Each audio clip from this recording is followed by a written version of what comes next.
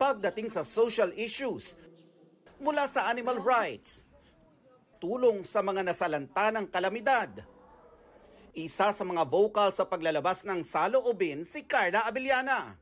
Kaya bansag ng netizens kay Carla para siyang patron saint of concerned citizens. O kaya'y queen of call-outs. Lately, no, most especially lately, ever since naman may injustice na, but lately, of course, yung ating bansa ay talagang, ito na, nag-iingay na and nagagalit na. Ako, always naman ako vocal, most especially when it comes to kung ano yung tama, whatever is legal, what is right. I try to use my name, my voice in a good way to really fight for our rights, fight for what is right. Masakit daw para kay Carla na marinig ang mga anomalya sa flood control projects. Whether maliit lang po o malaki ang taxes na binabayaran nyo, the fact na nagbabayad po kayo ng taxes, dapat magalit po kayo. All the more for us. Madalas iniiyakan ko po yan pag time na po na magbabayad ng taxes. The fact na nakikita po natin kung saan napupunta, parang ang hirap pong hindi kayo magalit. Complete this. Sana bago matapos ang 2025. May mga makulong na mga korap.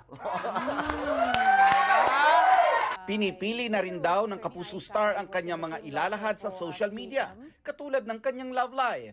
Status dating daw si Carla, pero wala muna raw hard launch. I don't see the need naman na parang may hard launch or anything.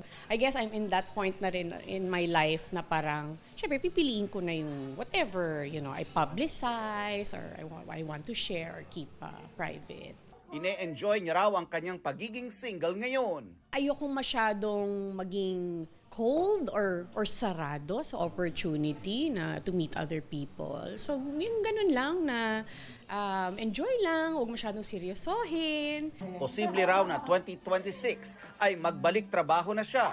Sa ngayon, ini-enjoy niya muna ang time to reconnect with her loved ones tulad ng trips na hindi niya nagawa dati. Meron kaming trip. We have a family trip that's upcoming. It's in a way to celebrate my brother's birthday. It's gonna be sa Japan. End of October, we're going to take the opportunity to travel and just enjoy and rest and have fun.